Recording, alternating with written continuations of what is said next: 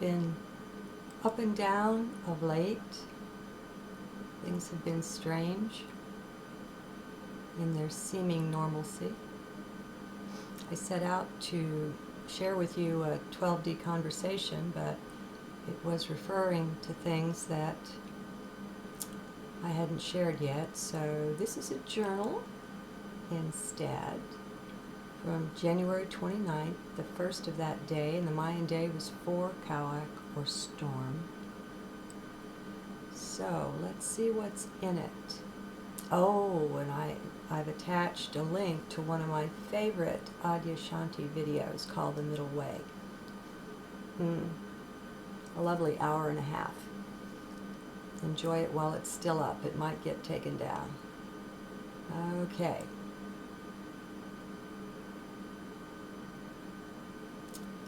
Hello, friends.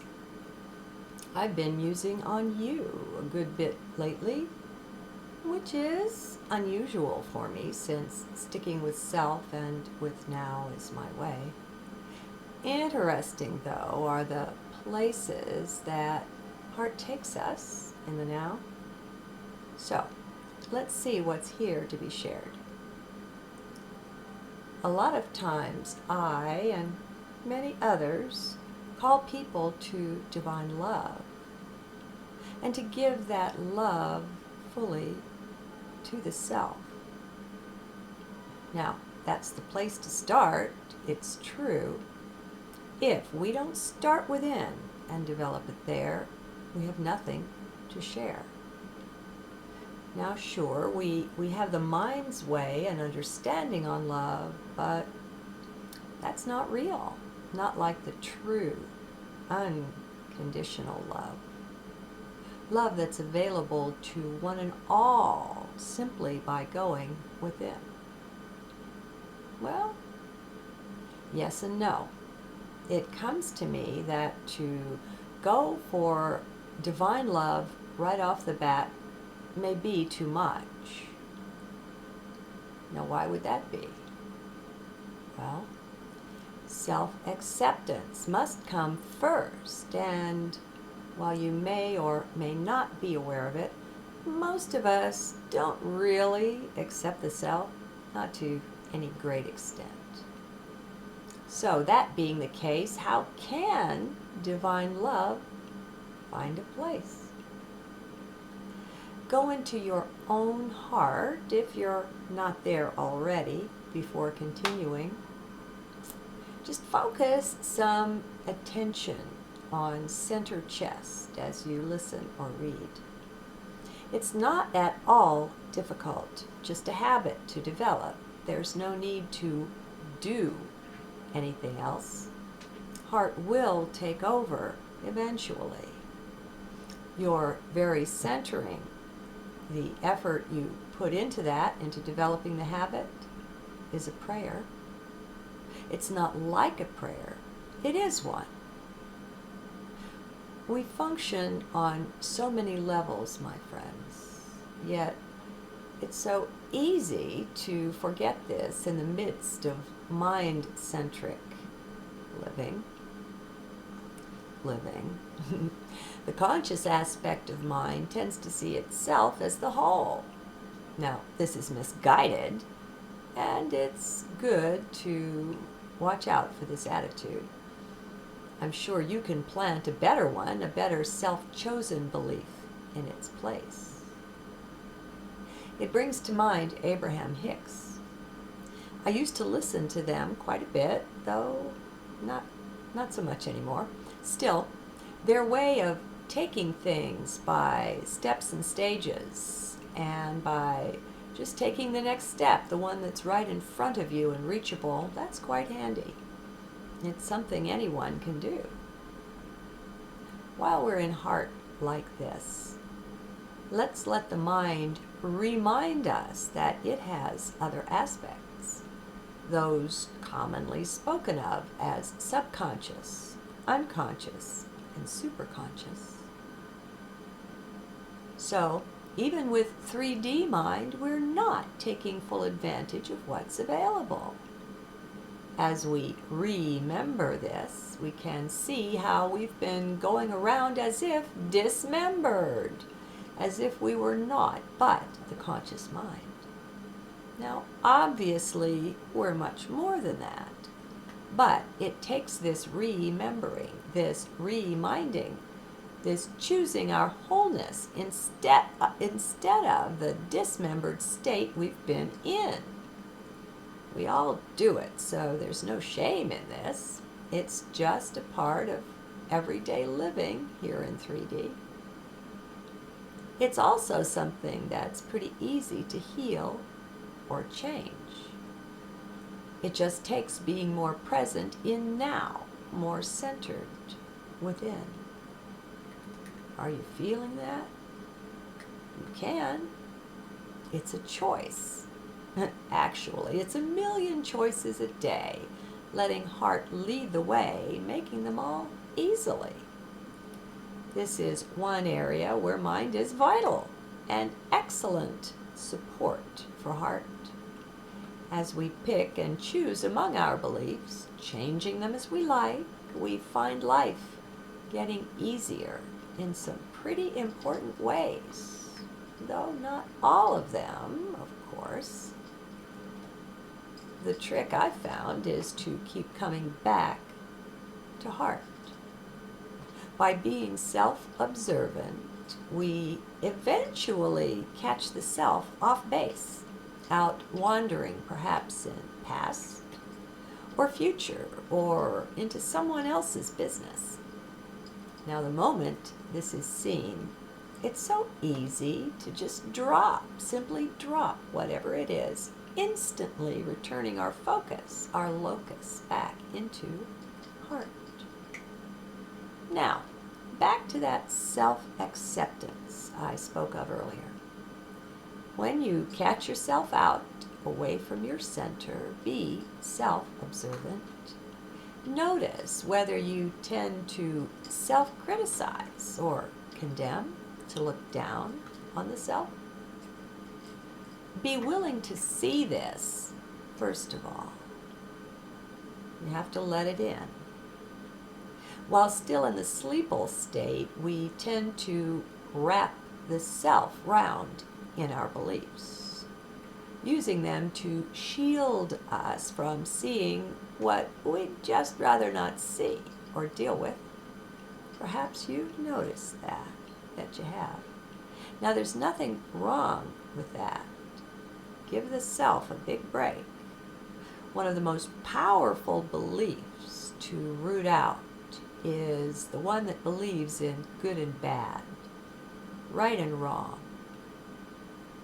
And yes, it's a big one to tackle, not likely rooted out in one moment. Nor do you need to be in such a hurry. This is no race. It's not the goal, remember, it's the journey. We all have a mind, and it pushes on us all the time, wanting to go faster, to heal more quickly, to ascend, perhaps yesterday. Well, let's slow down. Let's step back from that and have a good look. What is acting there? Once you can clearly see how it is mind, you're well on your way. Mind is in a rush all the time, but not you. Do you have some distance now? Center chest. Let's put some attention there. Just stay heart-centered. That'll do it. When in heart, you're in touch with the real you, not just the somewhat scattered 3D experience you may be having. Try it out and see. There is simply no rush within heart. Once you identify that it's mind that's acting, what's the next step? As always, keep observing. While doing that, you can call on mind to recall that its sense of time, the whole 3D sense of time, is hugely inaccurate. It's highly illusory. Now, this is neither good nor bad. It just is. So let it be what it is. Just watch. Now, I said call on mind to recall that its sense of time is inaccurate. Mind can know this, but only it's a mental knowing. It's much deeper once it's experienced within heart. But mind can still know this. If you've ever had a timeless moment in heart, call it to mind, and that helps mind to remember. Now, when you have taken the effort to plant some beautiful flowers in your garden of belief and pull some weeds, then mind is in better shape to be your support instead of your jailer or torturer. Step by step, we are reprogramming the mind, which includes pulling out the old programmed belief weeds, as well as planting the new flowers of our own newly chosen beliefs. Life gets easier, bit by bit, and more enjoyable and prettier. This work on shifting our beliefs really pays off, but you have to do some of it in order to have that experience, and nothing else counts here but your own direct experience of these things. Don't rely on the words. I can talk about it till the cows come home, as they say, and it won't do you a lick of good, unless you mobilize your free will to make those choices that feel good to you. So, how are you doing with the self-acceptance? Can you see how being easier on the self is not just a good idea, but one that goes a long way toward improving your experience here in 3D? We all need to lighten up at times. Most times, and I think we all know it on some level. We get lost in mind and forget, though. That's where self-observation comes in handy. Self-acceptance. Just allowing the self to be. The mind tends to be outward focused, so perhaps up until now, all your work on acceptance, on not resisting what is, has been more outward directed. That's natural. Perhaps you hadn't considered the huge realm of possibility contained within you. This is another benefit of the habit of self-observation. By keeping your focus on now and on self, you just can't help but see quite a lot. What's happening here is that you're tuning in, or beginning to tune in, to the still, small voice, the one that always speaks. That inner guidance is always present for you, but mostly you're not there for you. Not there, not centered sufficiently to hear it. Now, don't look for a literal voice, of course, unless you're clairaudient. And maybe even not then. It's a sensing, so much more than a hearing. Slowly, steadily, we weave our way into a whole new relationship with mind. Instead of being our tormentor, which I highlighted for you in the journal, Mind is Unkind, I'll give you a link here, we begin to turn mind into more of a companion, a supportive one at that. Now, this will not happen overnight. Not likely, anyway. Though, of course, anything is always possible, so I wouldn't close any doors. Perhaps the quickest way to some relief is to work on your sense of time, your beliefs around that. There's truly nothing else but now. But initially, mind doesn't want to hear that. It's a mind pretzel, too strange for it. This is where it takes a firm but a persistent hand. This is where your presence in heart is vital. Only from there will this ever make sense. A big part of the initial challenge with such things is getting you to respect self and getting mind to respect heart. Only heart can retrain or reprogram the mind the way I see it, the way I live it. So when we add this habit of self-observation to staying centered within, we're really tuning in. There may be plenty of times where frustration gains the upper hand, but as soon as you notice it, you're empowered to just turn around, walk away, back out of head, down into heart. Once you get some practice at this, it will happen so quickly that often you won't even notice it. You see, there's no need to scold or beat up on the mind. Sure, it may have been trained to do that to you and have done so basically all your life. Well, did you like it? Do you think mine will like it? That's just heavy-handed nonsense. It shows a real lack of self-respect. Fighting in this context is never necessary. It doesn't help.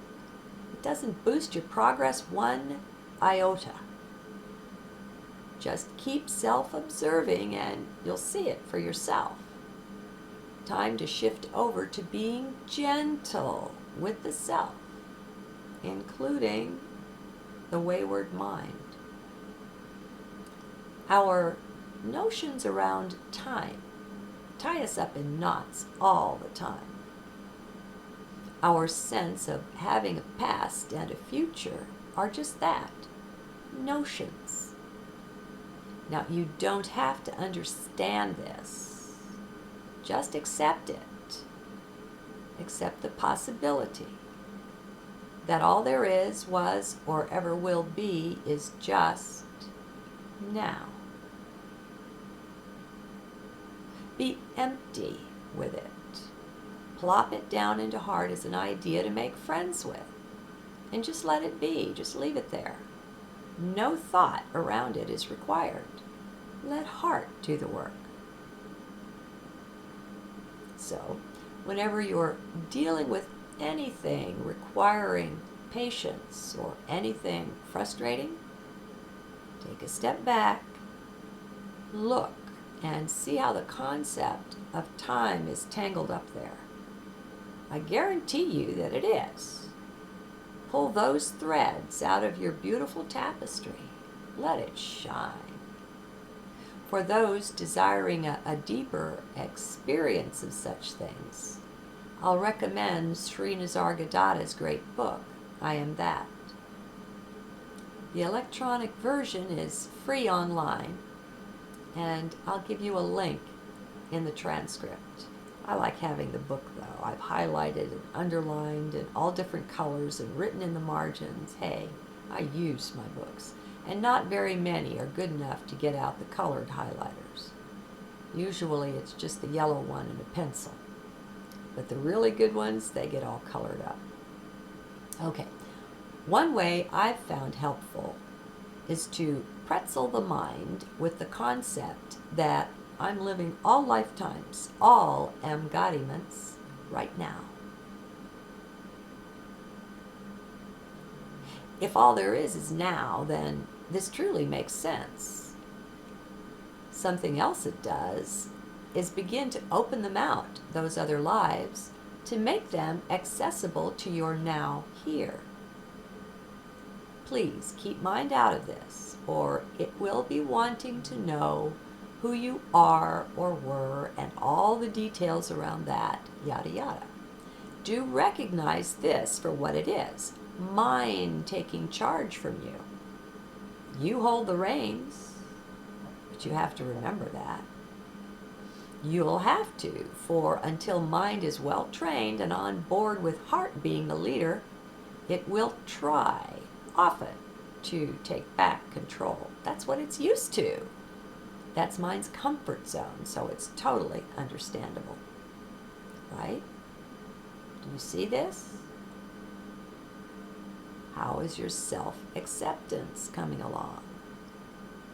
Are you feeling a softening entering in? It's quite okay to just let mind be, whatever it is. You're not going to control it anyway.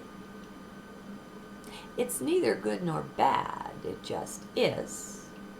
As we stick closely to the now, here, staying with self, we'll be facing quite a lot of discomfort. Now that's okay too. It just is, remember. Don't waste energy fighting what is. That's dumb. Pretty soon we'll all see that. You'll know when you're doing well, when you notice your stance with others start to soften too. And it will. Things go both from micro to macro and from within to without. It's in their nature. Don't worry. You won't suddenly go namby-pamby, though some people might wonder about you, noting the changes. And you guessed it, that's okay too. Just let it be. Maybe let that be your inner mantra for a while. That's okay too. Something like that to have ready at hand to pull out when you notice the self getting frustrated. Whether with self or another, it doesn't matter. It's all okay. This is another thing to keep strictly away from the mind.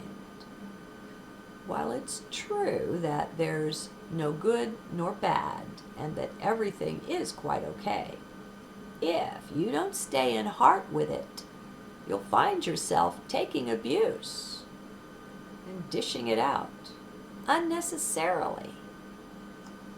That's okay doesn't mean that when your car gets a flat and goes into the ditch, you just sit there, chin on hand, saying, "This is okay. I know it just is." Of course, you just naturally watch yourself doing what's now here in front of you and move on. Do you see what I'm saying? We've got to take it out of philosophy, out of the head. This is something you could live. I may not be the brightest bulb on the planet, but I'm noticing more and more how many people with spiritual egos have taken heart things into mind, quite misunderstanding, misconstruing them. There's a natural intelligence that's resident within heart. It shows you things, and it feels really good when it does. Now, there's also nothing wrong with having a spiritual ego, okay? There's literally nothing to judge anymore once you're seated, well seated in heart. You see so clearly how each one is just doing their best, and how you would quite likely do just the same were you in their shoes. When there's nothing that's wrong, there's nothing to judge. But of course, keep this one too away from mind. I bring Jeff Foster to your attention, a young spiritual teacher. I'll link up both an old and a newer video of him so you can see both the spiritual ego at work and the beautiful maturation that takes place, but not until the soul is ready. It generally takes quite a few knocks and painful situations to bring sufficient heart vision into play. Spiritual egos are very much occupied in the mind, which just isn't interested in being corrected. So don't. This brings to mind another lovely sign of your progress, for lack of a better word, and that's a brand new sense of humility. Now, it's a divine virtue, so I'm using a capital H. Just like divine love really has nothing to do with human love, it's the same with human and divine humility.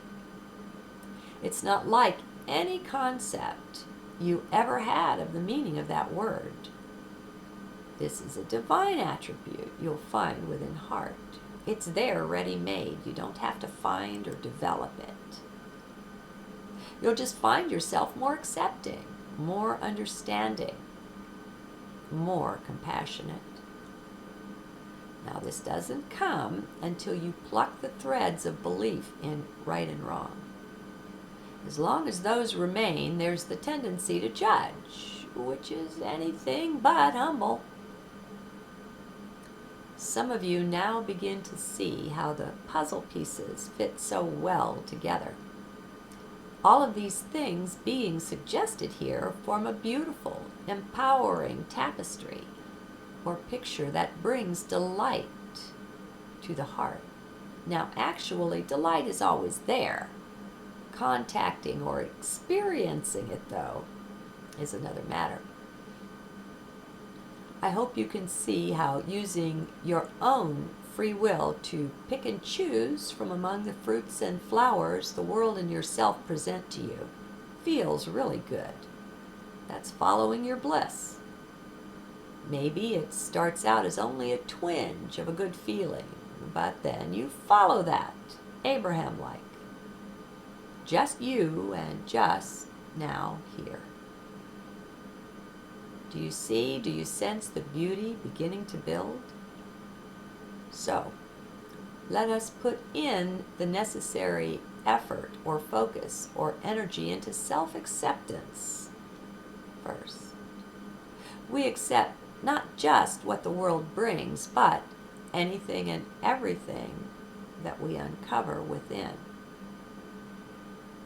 We recognize that it just is, and how foolish a thing to be fighting.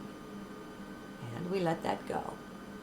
It just falls away, my friends. Little by little, it simply vanishes. Soon, very soon, we'll find and uncover the effortlessness that can also be ours.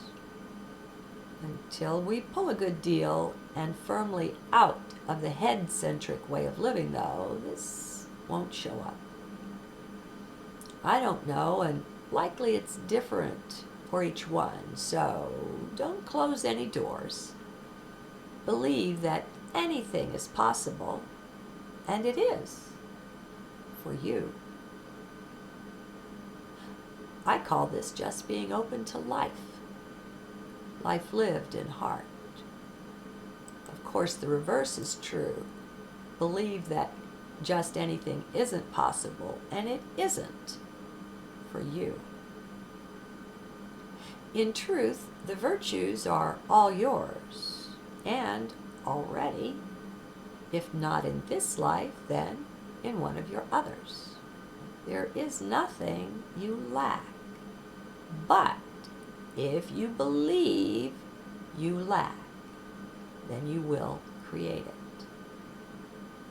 That's just how it works. It seems such a challenge at times to get people to really come face to face with the awesome power of their own beliefs. Yet, when we find the self feeling like that over something, look within.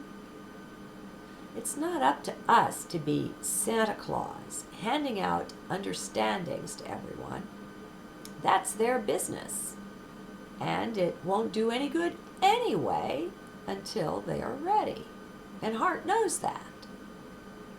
Source knows when that is. So recognize with me that it's mind in action, pushing against whatever it is. You'll most often find that it's mind.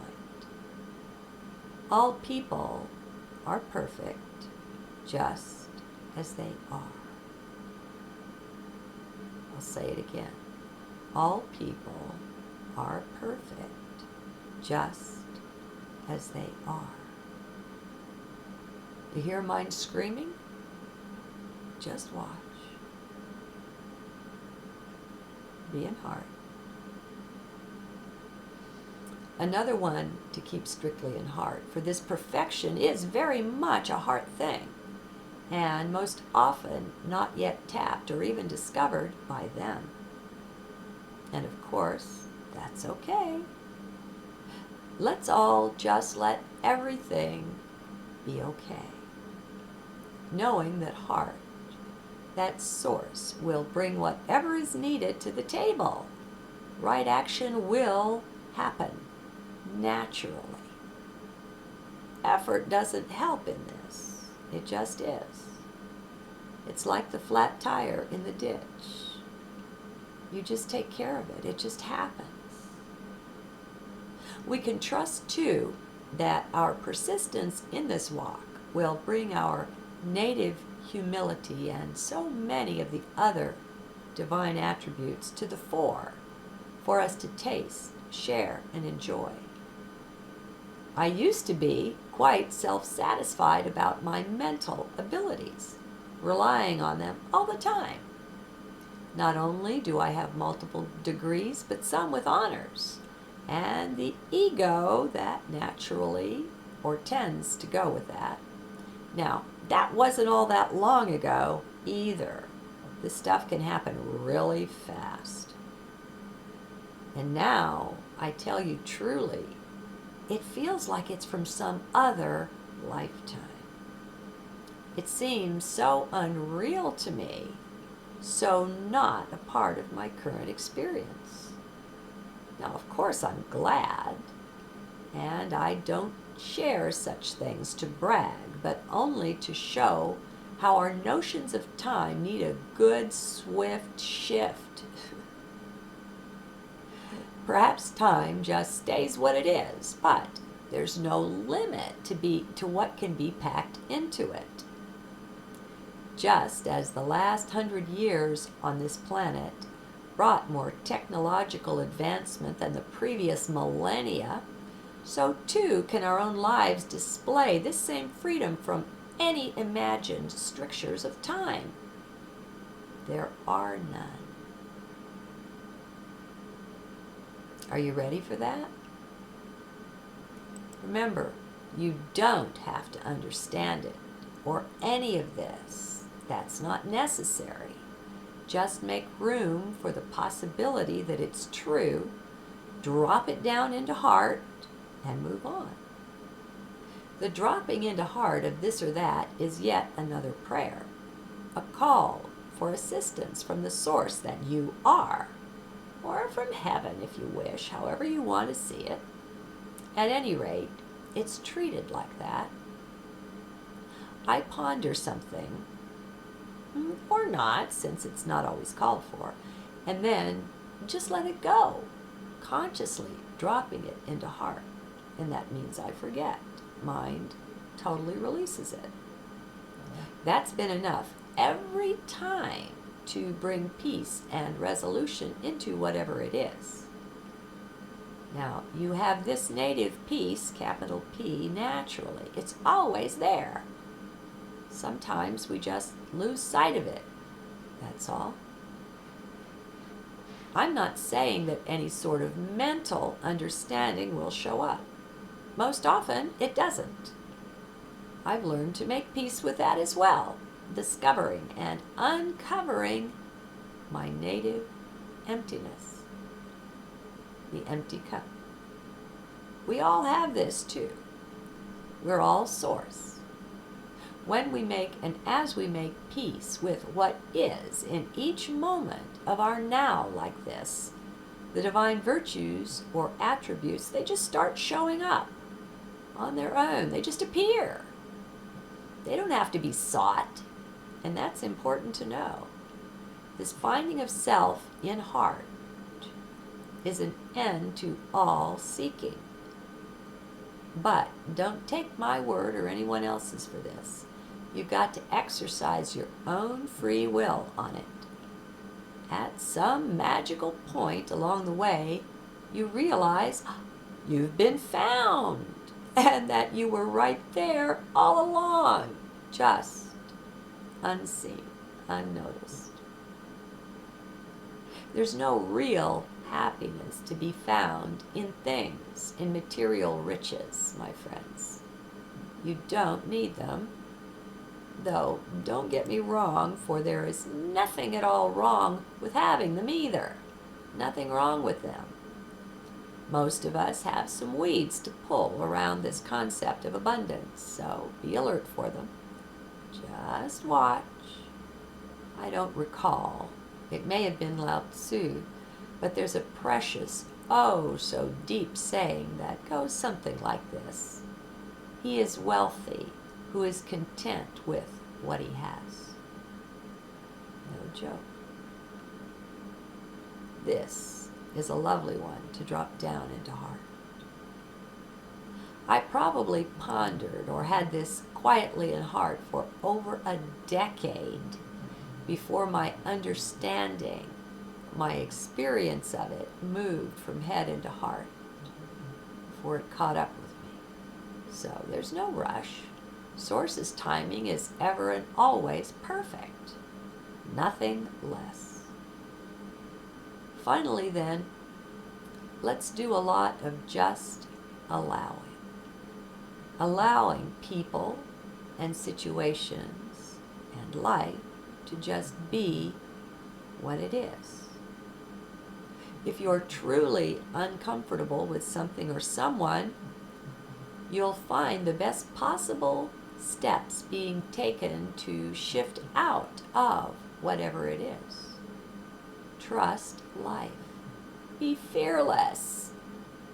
As we remember that we are not just flesh, but hugely more consciousness or spirit, all of this gets so much easier. Trusting that in some way you've been blessed. I'll leave off now. Shine, my friend. Be the blessing to life that you truly are. Discover, uncover that. It exists full-blown and perfect right now. No need to go out in search of what already is. No need to develop it. We can all be open to being surprised by the beautiful divinity we find that we are already. It's amazing. Nothing to learn. Nothing to do. Only just be. It may be that we spent the better part of this life living with eyes wide shut, as the movie says. Now don't forget, that's okay. Embrace it. Love it. And see that it is so far from the case just now, just here, just you. That's your concern. That's enough. I guess I can't quit without one more thing. Don't worry about self-love. By just going for full self-acceptance, that will naturally appear. What may happen first is that you'll begin to tune in to how how deeply the earth and all of nature is in love with you. You are loved to the nth degree, and then some. It's infinite. So, tune in. Let this love in, knowing it is divine. Let the self be loved this way. Get into the feeling of that, of letting it in. Take a walk out into the woods. Open your heart to all of nature there. She'll respond. And yes, simply accept it. No fighting allowed. Keep mind and ego out of it for now. Cherish it deep within. Simply enjoy. In uncovering the wider self this way, your whole self-definition will radically shift. You don't have to do it. You can just watch it happen. One day you'll just wake up to the fact that you're so in love with yourself, and like me, you may have no idea when it happened. It just did. It just is. Ain't life grand? Loving you.